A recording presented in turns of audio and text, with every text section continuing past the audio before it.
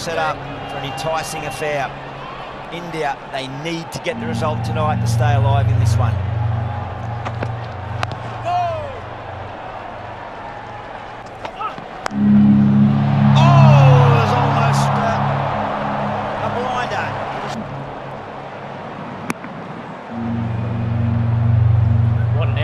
What an effort. Just couldn't quite hang on. Travis Head, he absolutely... Oh, Travis Head picks it up and sends it over backward square. Whipped. It was a shouted catch, but it was sweetly timed by Marshall. Vance's edge and taken. Ayul takes the catch. Arshdeep breaks through. Mitchell Marsh is the first Australian wicket to fall. Just tried to overhit it, I think. Just lost a bit of his shape there, Mitch Marsh. You can see the head come up, the body angle was back. So he was trying to hit it for 6. Oh, short. He has hit that a long way. Biggest hit of the afternoon off the bat of... Thick outside edge. He just throws everything out at Travis Head. There'll be no stopping that. Straight up in the air. Mid-off stands underneath it. Virat Kohli takes the catch. Rana breaks through. The hometown hero is out. This is a body blow because he's troubled India in the past, time and time again. He was never going to miss that. And Rana deserves it.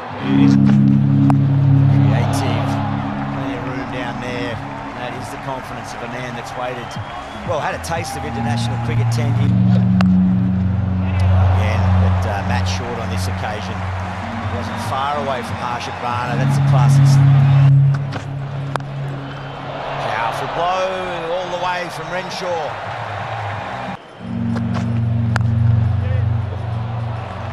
Lovely bit of timing. There was not a huge gap from the angles that Matt Short would have been looking at that.